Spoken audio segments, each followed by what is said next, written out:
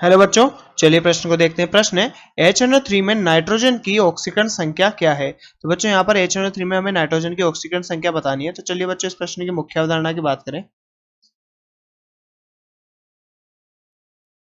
तो बच्चों यहाँ पर HNO3 क्या होता है। HNO3 ये बच्चों नाइट्रिक अम्ल होता है, नाइट्रिक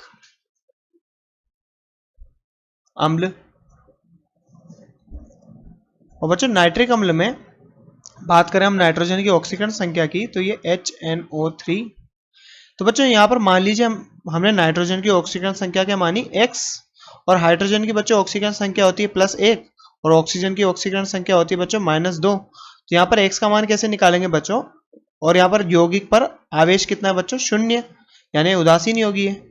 यानी इस पर आवेश कितना है बच्चों, यौगिक पर 0 आवेश है। तो यहाँ पर x जो कि हमारे केंद्रीय धातु परमाणु की ऑक्सीकरण संख्या जो कि नाइट्रोजन है, हमें यहाँ पर इसकी ऑक्सीकरण संख्या निकालनी है केंद्रीय परमाणु की।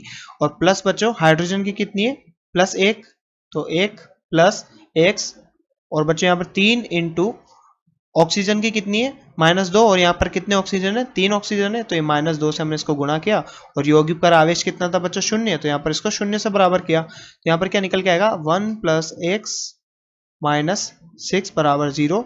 तो x का मान कितना निकल के आ रहा है बच्चों यहाँ से, +5, और ये बच्चे यहाँ पर नाइट्रोजन की ऑक्सीकरण संख्या होगी, ऑक्सीकरण संख्या कितनी बच्चों, +5। तो बच्चों जैसा कि हमसे प्रश्न में पूछा गया था कि HNO3 में नाइट्रोजन की ऑक्सीकरण संख्या क्या है, तो बच्चों यहाँ पर नाइट्रोजन की ऑक्सीकरण संख्या कितनी है, +5, और ये बच्चों यहाँ पर इसका उत्तर होगा। बच्चों आशा करते हैं आपको प्रश्न समझ में आया होगा। धन्यवाद।